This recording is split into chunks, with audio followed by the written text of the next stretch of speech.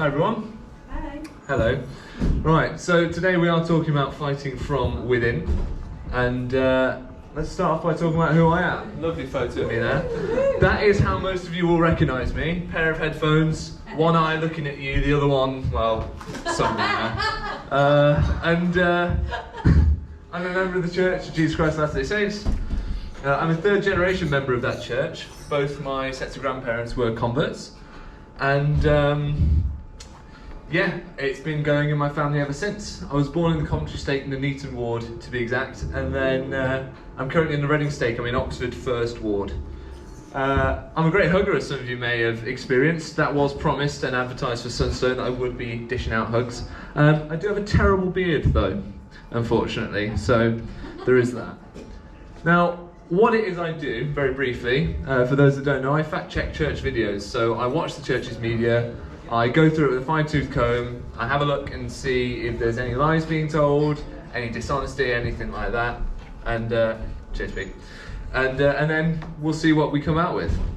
I also review memes for the lighter side of that. So a lot of the time the internet will explode around a certain issue and everyone will kind of make memes to try and deal with it, and that's how I then also kind of cover some of that content. I do a conference halftime show. I've done that with Peter Bleakley and with others. We sit down straight after conference and we go through and give our take. We watch conference basically so you don't have to, because a lot of people don't want to sit through 10 hours of conference. But I do. I am the only living member of the church to interview the prophet Joseph Smith. That is my other claim to fame here. Do you have a testimony of the restoration of the gospel of Jesus Christ? Hello, I was there. Yes. I'm the one that did it. Indeed. Of course I do. Didn't you say, in fact, that the Church of Christ is fully restored? It is. It is, It's okay. completely restored. Okay. The restoration is complete. Okay, we might want to have a word with President Nelson then, because he seems to be thinking that there's stuff yet to come. If you think the church has been fully restored, you're just seeing the beginning. There's much more to come. Eat your vitamin pills. Get your rest. It's going to be exciting. That's the sort of stuff I do. If you want to see more of that sort of thing, that's my YouTube channel up there. You can go check that out. Some of the greatest battles will be fought within the silent chambers of your own soul. Now, this is poignant to me for two reasons. First, faith crises are often dealt with internally and personally. We often don't have someone to share them with. We often can end up going through these things quite lonely. Second, the church's largest battle at the moment is being fought within itself. It's being fought by the members, and actually it's the members of the church I care about more than the institutional church itself, because the church has ceased to fight for its members and it fights only for itself. You can quote that. We must fight to make the church a better place for the members. We can't do it for Ensign Peak, we can't do it for the PR department, and we can't do it for the First Presidency of the Church who sit on Ensign Peak like Smaug on his hoard of gold. We can't do it for any of those people, we have to do it for each other. And the tenets to the issues that drive us to need to fight in the first place are these three. I think, like every large organisation, the church does have its flaws. No one expects the church to be perfect, but if it's being run by men who claim to speak for God, we can expect it to be pretty close. However, there are, in my opinion, and in the opinion of a lot of people, some issues, and I think they fall into these three categories. Equality. The equality of women. As women have entered into more facets of our life publicly, and in the secular world, the church is lagging behind. And the larger that gap gets, the less tolerant of it the members will be. Women do remain, unfortunately, very much second-class citizens within the LDS Church, and that does need to change. On LGBTQ issues, many members of the church simply will not stand for the church's stance on this. They won't accept it. And so again, that drives people to want to change it. This friction between a more loving and accepting secular world with the supposed Christian values of Mormonism is going to create more and more problems the further the divide gets and the more friction there is. If we're to retain the people who want to be loving, we have to change. And then there's the issue of autonomy. It's a bit of a strange one, this, but I find that many members want to be an autonomous part of a religion. They don't want top-down authoritarianism. They want to be free to make their own choices. We've seen this with the mask debate currently. When it suits those members, all of a sudden they are the most autonomous people you have ever met within the church. The same people that would follow dogma to the ends of the earth have now decided it's their time for autonomy. I think we all have a point at which we won't be told what to do anymore. I think it's a matter that we can't dispute anymore that there's been dishonesty regarding the church's history. We can talk about the extent to which it was covered up, we can talk about the exact nature and nuances of it, but I don't think we can say that it hasn't happened. Whether it's the removal of the 1832 account of the first vision and the hiding of it in the president's vault, or whether it's more recent things like not portraying accurately the way in which Joseph Smith translated the Book of Mormon, lies have been told, cover-ups have been made, and no admissions of guilt have been given. The church, therefore, needs to talk about its fallibility. It needs to be honest with its members about how fallible it is. Again, it was Elder Oakes who said, the church does not seek apologies and we do not give them. But apologies need to be made. If they're not, people will continue to move and to leave. The church is fallible, and it has admitted it itself. If you read the Gospel Topic essays on race and the priesthood, you will see that the church disavows theories espoused in the past that black skin is a sign of divine disfavor or curse. Even cursory reading of the teachings of presidents and prophets of the church of the past will show you those were not theories, those were core doctrines of the church. And because the church has admitted it's fallible to its own history, it therefore needs to apologise. Financial transparency is a pretty clear one. It shouldn't take whistleblowers for us to know how much money the church has. It shouldn't take people like me talking about this over and over and over again to get it in the public mind. Members should know what is happening with their money, they should know where it goes, and we need more than a milquetoast thumbs up from the church auditing department every 12 months saying, yeah, we don't think we're doing anything wrong. Because to be honest, a lot of other people disagree. And the final of the tenets is charity. Now, the church has a humanitarian aid crisis, in that it doesn't do enough humanitarian aid for the means that it has. The church has the means to do far more than it does. And this is at odds with the Christian values it espouses of loving neighbour as thyself. The church has a problem with its Christianity. The church has a problem with its acceptance of others. It's polar to that Christian ethic, that the church would choose to use its money to build temples which benefit less than 1% of the human family. We form such a minority that to choose to benefit ourselves over all those living in the world, I think, is the antithesis of a Christian value. But if you have issues, if you raise your voice, if you say, I'm not happy with this, what are some of the consequences? I think a lot of us in this room know these consequences quite well. Social isolation, loss of family relationships. For those that work for the church, you can lose employment. You can also lose your status and reputation. If you were in a calling, if you enjoyed doing something within the church, that can be taken away from you.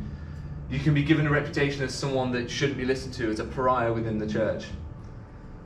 And that bottom one, capitalised for effect, excommunication. The church will do that to you, as some people in this room know. Examples of those who have paid the price. Natasha Helfer sought to change ideas around sexual health. Sam Young sought to protect children from sexual predation. And Peter Bleakley, well, he just called the leaders liars and Satanists. So that's what got him in trouble. But on a serious note, Peter has drawn attention to a lot of the ethical issues at the top levels of the church leadership. He dared to fight for a better Mormonism, one with Christian values. And for that we have to applaud him. But some people have not been excommunicated. Some people have not been kicked out of the church. Even though they've said things like, God's ways are not your ways, because you're not a polygamous racist. That was Radio Free Mormon in a live interview with a member of his own state presidency. He sat and listened to that and went, well, yeah, we're not going to kick you out. Not at all. And he's talked about why he hasn't been excommunicated. The member of the state presidency said that apostasy is not listed as an offence which necessitates a trial. So because they don't have to, they're not going to. This is what we call leadership roulette. If he had different leaders, things could be very different. We also know that he spoke to Timothy J. Dykes, who was a member of the Strengthening Church Members Committee. He confirmed that the church has a file on the member that they believe to be RFM, but because RFM refused to confirm that for them, they've not taken any action on that file. People are also saying things like this. The suggestion to simply stay away from people talking negatively about the church leaders because they are doing the bidding of Satan is reductionistic and dangerous.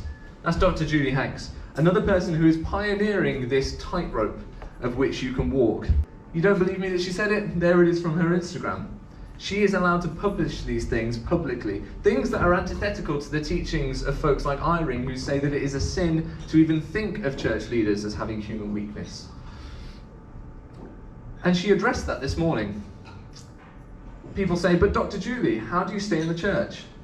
And she gave this response.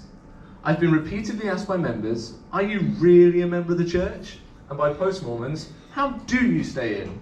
Yes, I'm a member of the LDS Church.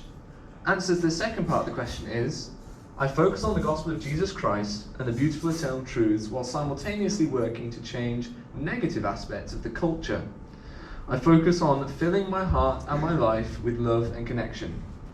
I believe everything in the church that resonates with me as right, good, helpful, or true. I claim my own personal authority and personal revelation. I consider and try to heed the counsel of prophets and apostles, and I follow Jesus Christ.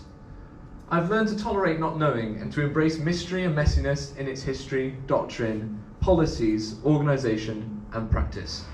I choose to continue in my faith tradition because it's mine, and it's where I feel called to be right now. She talks then about learning about founders' stages of faith and identifies that people are in different stages, and ends with, we are all on different journeys at different paces. Just like I get to decide my own faith tradition, you too get to decide yours. So she mainly deals with cultural issues, and I think that's why she's survived. And also, she has a loyal following of active LDS members. If you can get in well enough with enough people that would kick off if they kicked her out, I think that's how she sticks around. It would be a PR nightmare if they were to remove her, because so many members resonate with what she's saying. But the problem for the church, with the fact that they resonate with what she's saying, is what she's saying is actually quite critical of the church. It's just hidden well enough in criticism of the culture, when if you take a look at it, the culture is pervaded by the church. After all this, and the thing you probably came here to learn about, or at least to hear my opinion on, is how can we fight? What are the mechanisms by which we can seek to effect change from within the church? Not as an outsider shouting in, but in the words of Elder Uchtdorf, brethren, stand close together and lift where you stand. We can lift where we stand, particularly while we're still in, even if only holding on by our fingernails. Those who opposed any of the proposals should contact their stake president. Now just stop and take a look at that eye contact. That is a man who does not really want you to talk to your stake president. He just wants to scare you into thinking that you've done something terribly, terribly wrong. But I did talk to my stake president. I registered an opposing vote. And you can too. If you're still a member of the church, you can do that. You can contact your stake president, you can lay out your concerns, and most importantly, you're going to need to be persistent. I went to him with 2 pages of A4, as I spoke about earlier, and I laid out my concerns. He addressed them by saying, I don't think there's a problem. I countered, and I continued to counter because he stopped talking to me. So I continued to send messages and talk through my bishop and say, how can we, how can my concerns be resolved? I've been instructed by the leaders of the church to speak with you about this. So we need to have a conversation. And I'll let you know how it goes, and I'll let you know at what point the glass ceiling kicks in. But if you don't fancy doing that, and I can't blame you, then you could start a petition, or you could protest. This is outside the church paradigm. It brings external pressure, but it is more risky. Some of you may feel more comfortable being outside the church's rules and regulations. It may be more comfortable for some people to fight the church where it isn't in charge. You can do that with a protest or a petition. It will bring external pressure. My petition was featured in the Salt Lake Tribune, so those with a geographical interest in Mormonism, but not necessarily a religious one, were able to get behind it. Were able to put the pressure on the church to do more. What was my petition? I started a petition to ask the church to allow members to pay their tithing money to local and international charities. Because if you look at the maths, the church can continue to run on the profits of its Enzyme Peak fund in perpetuity, really. That frees up $7 billion of good to be done in the charitable sectors of the world. So that sort of pressure might be a pipe dream. But you know what does happen when this sort of external pressure comes onto the church? They change just a little bit. A 1% increase in the church's charitable spending is more charitable good than I could do in my lifetime with my own money. And so for that small achievement alone, it would be worth it. but it's more risky. You can be accused of airing dirty laundry and not dealing with things in-house, hush-hush. Much the same as if you go to the police rather than calling the church's hotline. They don't like that either. But you know what? You should.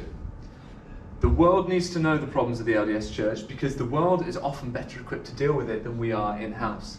This one I reckon we can all do. This one is the one that I see the girls on 21st Century Saints doing a lot. We can unleash our individuality. We can be the change that we want to see. It's what I call a private protest sometimes. In changing your own actions, you're not going out, you're not gathering people to mass and rally around you, but you're making changes in your behaviours that mean that what's going on in the church for you aligns with your values. This can be paying tithing to charities without signing a petition, just doing that yourself. A lot of people I know do that.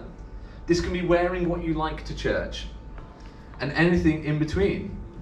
It can also be just being honest where the church won't be. Being honest in your family home evenings, being honest in discussions with people either privately or publicly. It improves the church and it improves you because you become more authentic and true to yourself and the church becomes a more authentic place. Honestly, it seems like a softball approach, but if more and more members started to do this, we'd see a place where the opinions of the top church leadership really would cease to matter so much.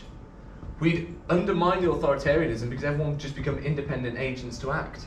Elder Bednar loves to talk about this. He loves to talk about people being agents to act and not be acted upon, while being guilty of doing quite a lot of acting upon us. This top-down authoritarianism can be undermined by the individuality of spirit that we members can show. It's frankly underrated too, because I'm fed up, I don't know about you, of seeing people that all look the same and act the same. I'm tired of it. I want to see what you can bring to Mormonism in my congregation. People in your congregation, I can guarantee, would find it refreshing to see what you could bring too. You can just rabble-rouse. That's what I've been doing. It's very easy. It's private or public, and it's kind of risky. Sam Pinson was excommunicated for his Facebook posts, but I have a YouTube channel that's coming up on 5,000 subscribers now, and no one seems to care. So you can do what you like, really, and just take the gamble. You can lead the peasants' revolt. You can lead the push from underneath. But ultimately, we have to fight for each other. We must make space for each other because the church won't.